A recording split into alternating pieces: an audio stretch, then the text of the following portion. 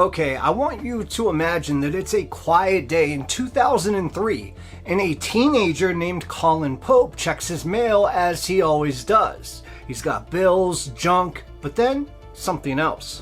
It's this thick envelope with no return address, just a strange name that is scribbled in fading ink, and it says Zane Figium. So he opens it. Inside of this is a letter.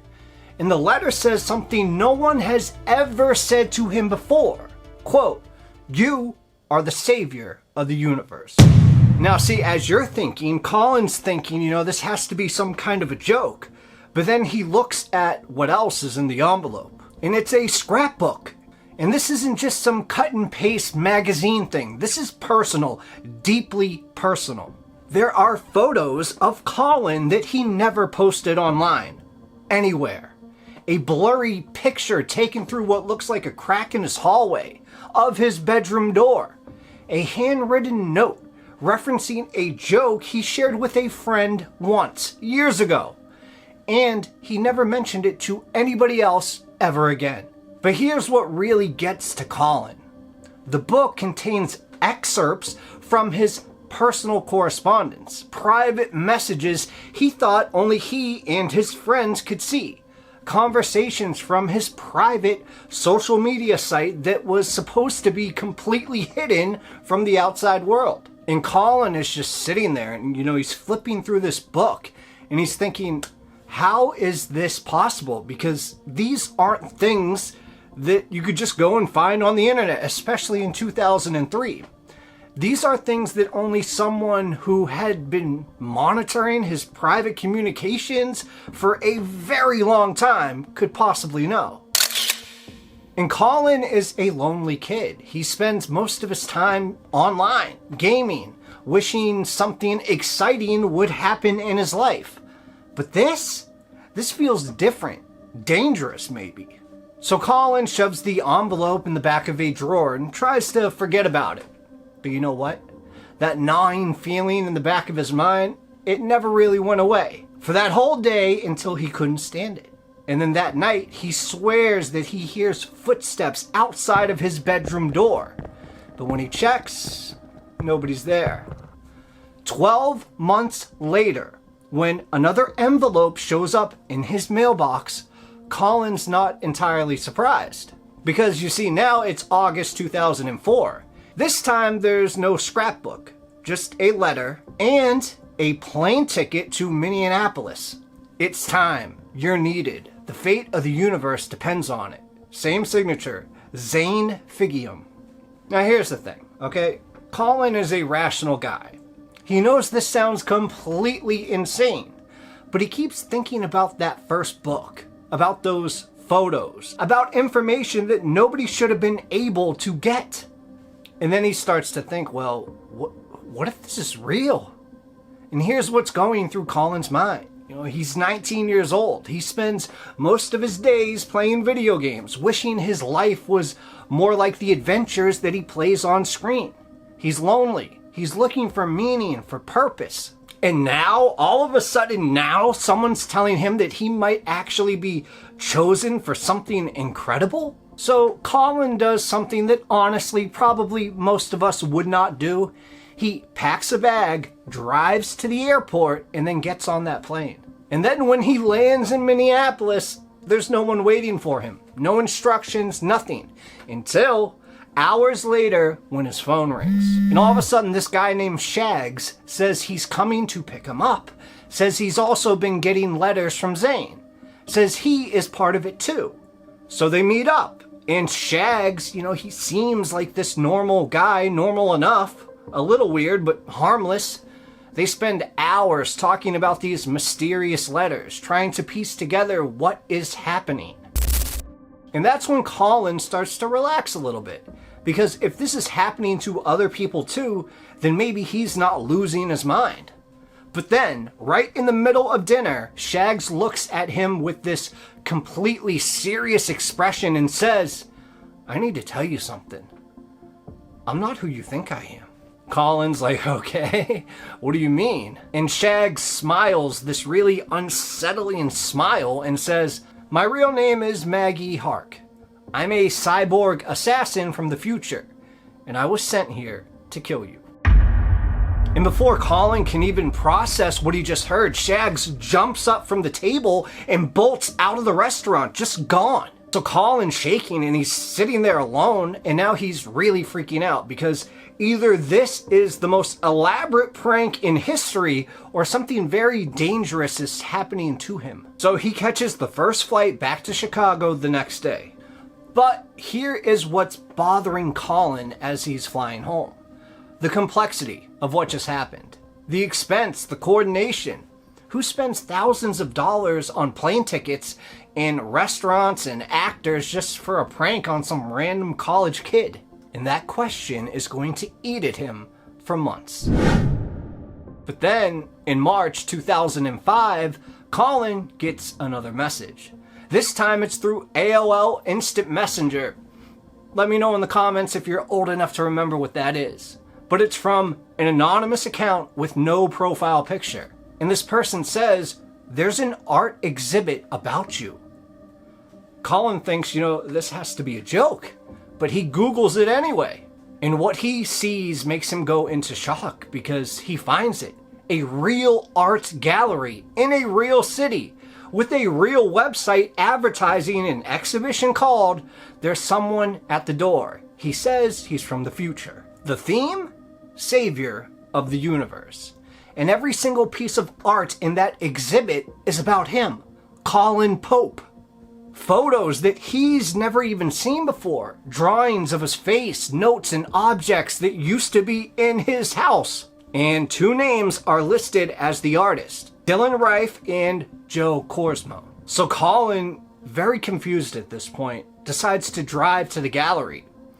And it's all real. Every piece, every detail about his life is laid out like he's some kind of mythological figure. Yes, guys, this is a real story, and make sure to stay to the end. And Colin, at this point, he's just standing there feeling 2 completely opposite things at once. Part of him is flattered. Someone thinks he's important enough to create art about. But part of him is absolutely horrified because this means someone has been studying his life in ways that feels deeply invasive. But here's what really gets to him. The final piece in the exhibit isn't artwork at all. It's a handwritten note with a very specific instruction. And it says, log into a particular online game on a specific date at a specific time. And Colin is thinking, how deep does this thing actually go? So on May 20th, 2005 now, Colin logs into the game. And immediately he knows something is wrong. This game is about him. The main character is called Velocity Gnome.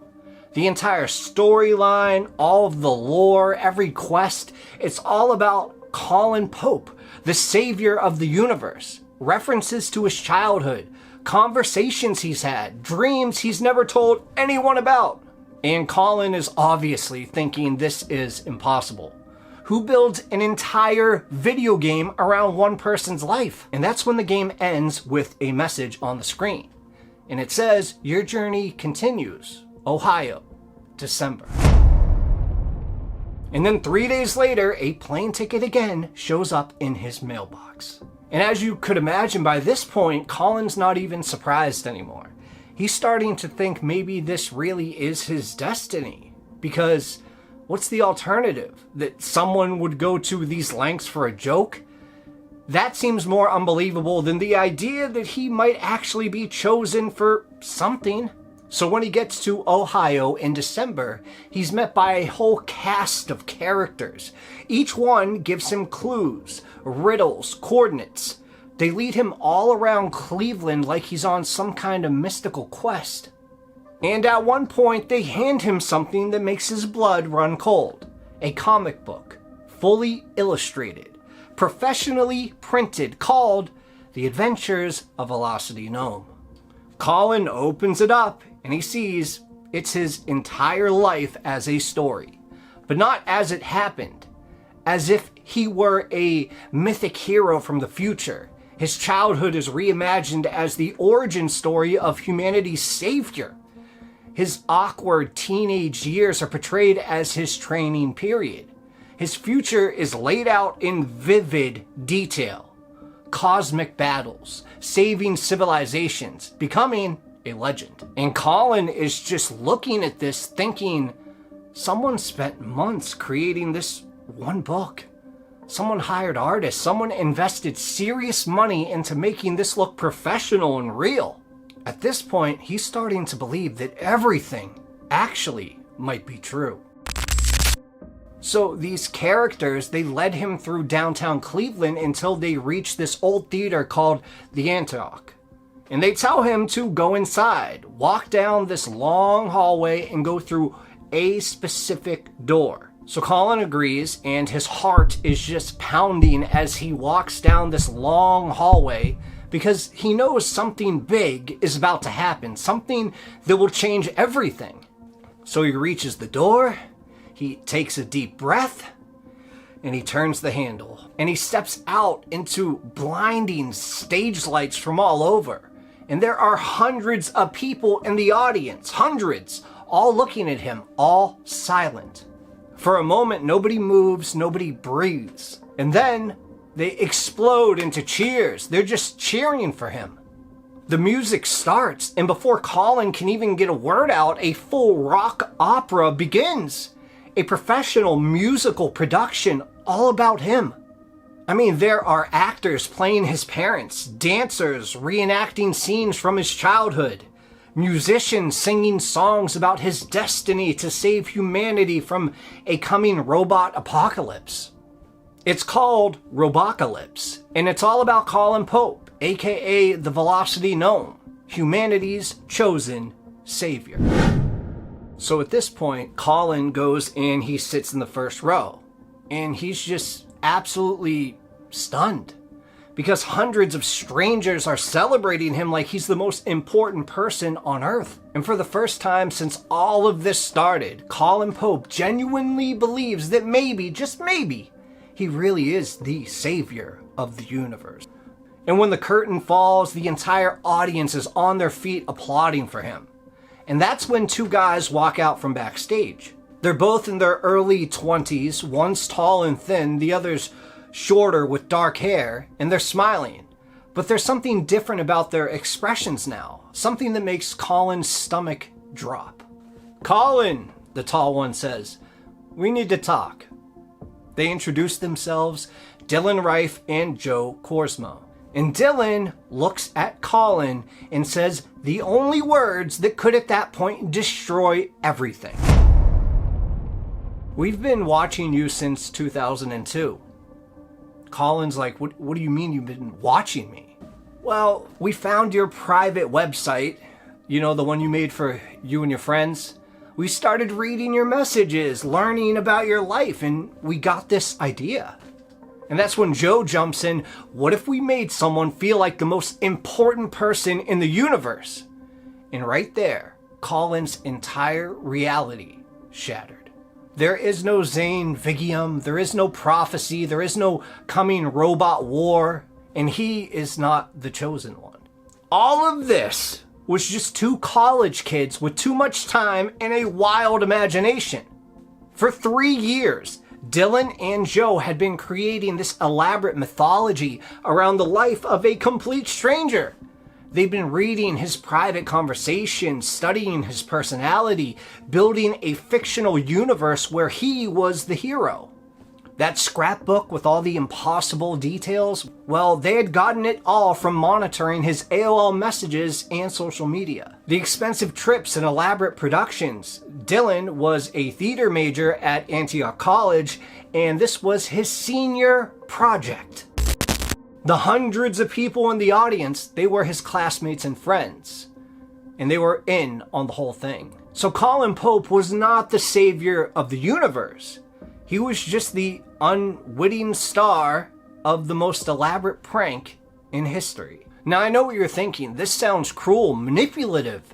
Like, these guys basically stalked some innocent kid for 3 years. But here's the thing that makes this story even more unbelievable. Almost 20 years later, in 2021, Colin sat down with Dylan and Joe on a podcast called Deep Cuts. episode 76 and 82. And when he talked about the experience, he wasn't angry. He was grateful.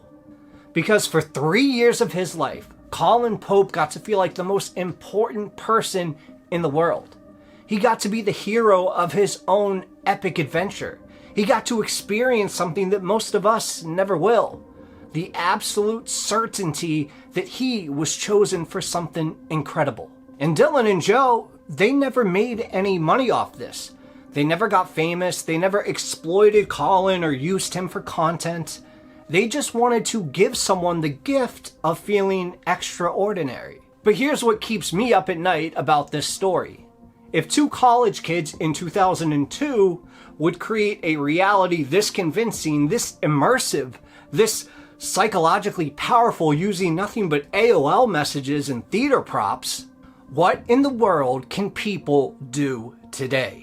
We live in a world right now where AI can mimic voices, where deepfakes can put your face on any video, and where your entire digital life can be monitored and analyzed by these algorithms.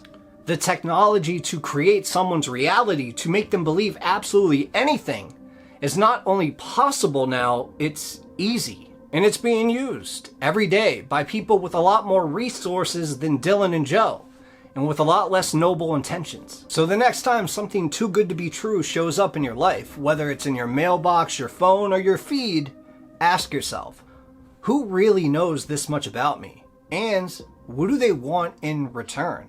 Because in a world now where reality can be manufactured, the most dangerous thing you can do is believe everything that feels real, even when you want to believe it more than anything else in the world. Be careful out there. Thank you guys for watching, but one more thing. This episode right here is so crazy that it might be more crazy than this one. Well, I don't know. You decide in the comments, but check it out.